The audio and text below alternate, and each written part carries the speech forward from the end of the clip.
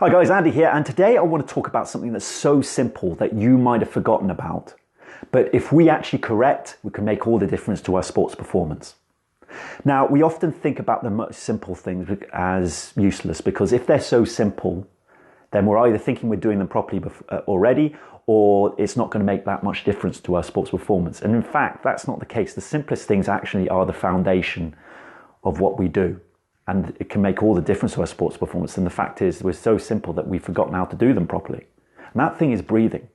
Now, you might think, talking about breathing is pretty boring. And the fact is that you breathe 24/7. So how can I be bad at it? We do it automatically. Well, we're actually breathing to survive, most of us, not breathing to perform. And that's something that we must consider. Let's do a little bit of a test now. I want you to take in a deep breath in, the biggest deep breath you can, and then hold it, the breath in. And then release. Do it again. Take a deep breath in and hold it. And then release. Just think about what you just did there. What actions did your body go through? Did your shoulders rise? Did your chest rise? Did your neck tighten? And any of those indications shows that you're not breathing properly and you need to rediscover the habit of breathing. And this is the reason why. The fact is, the indication of the shoulders rising, the chest rising is an indication that you're not using the full lung capacity. And the fact, if you're only using half the lung capacity, if that, then you're not getting the oxygen to the cells of your body. And if you're not getting enough oxygen to the cells of the body, they can't make the maximum amount of ATP, which means the body, which is the primary source of energy for the body, and that means less energy for the body. So not breathing properly means less energy for the body. That's pointless, isn't it? For an athlete, you need all the energy you can get. And that means less energy to the brain as well, which the body thrives on oxygen. It needs oxygen, which the lack of oxygen to the brain stresses it out. So you don't need that either. And that will alter your mindset. The other thing as well is that if you're not using the full lung capacity, you're actually affecting the activation and the performance of your hips, the flexibility of the hips, the strength of the hips. Because what happens is when you're not using the full lung capacity, the diaphragm is supposed to push down and engage the psoas. And if you're not using full lung capacity, the diaphragm is not pushing down, engaging the psoas. Now, the psoas is an extremely important muscle. Every athlete should know about it. It's so crucial for your hip performance. If your psoas isn't functioning properly, through the diaphragm engaging it, then the rest of your hip muscles are not going to function properly. The psoas doesn't function properly, then the glutes are going to shut down. And we all know how important the glutes are. You need the glutes working optimally. If you want the glutes to work optimally, you need the psoas to work. And if you need the psoas to work, you need to breathe properly. So crucial in many different ways, breathing properly is fundamental to your sports performance, to human performance. And again, if you're just showed the indication through that test that your chest is rising, your shoulders are rising, then you're not breathing properly. And this is something you need to correct.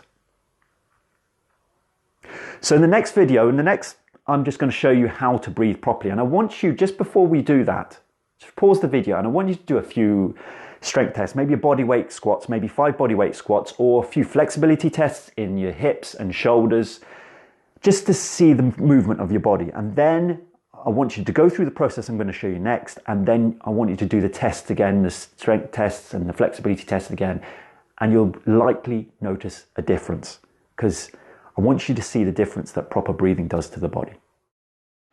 Okay guys, so how to breathe properly is pretty simple, but it's going to take a bit of practice to get going, okay?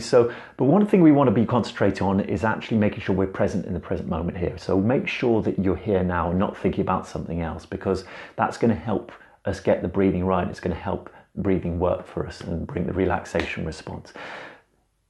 Fairly simple. What we want to make sure is most of our breathing is coming through our belly first and then our chest. There's nothing wrong with chest breathing, but most of the breathing must come through our belly, and we must see more activity in the belly breathing than we do in the chest. Pull check is a great way of looking at it. 2/3 in the belly, 1/3 in the chest. Belly fills up first and then the chest, and that's what you're going to see with me here. So what we want to do is do about 30 deep breaths. Do it at the beginning of the day as well, just to get it right, to set yourself up for the day. And so what we want to do is breathe through your nose and out through your mouth, and concentrate on the belly breathing here. So here we go.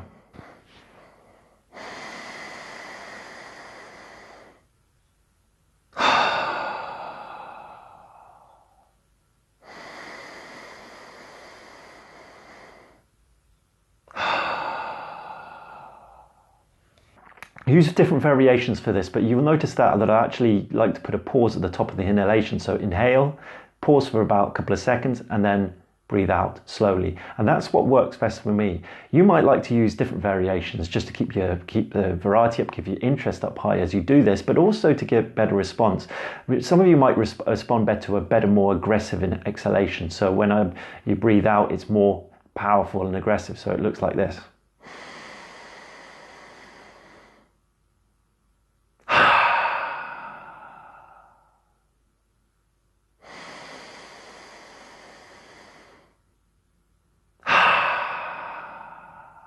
So that might work well for you.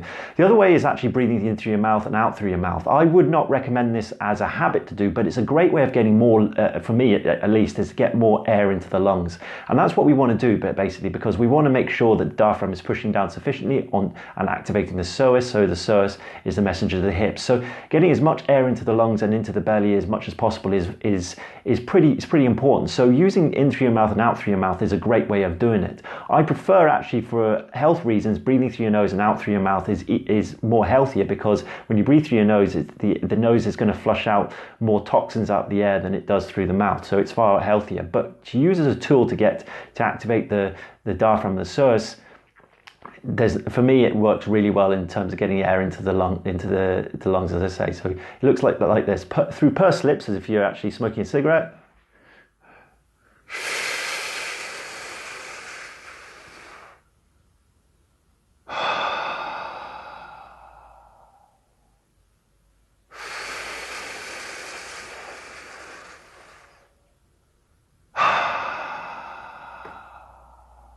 And another variation that might work for you is AMN Academy. I learned this from AMN Academy. So actually covering up your eyes with your hands. So what this does is actually trick the body into think it's nighttime. And you trick the eyes into think it's nighttime. It sends an automatic response in the body to relax. And it's a pretty cool way of actually tricking the body into relaxation. So what you do is cover your eyes up with your hands and watch, whatever technique you prefer, do the breathing.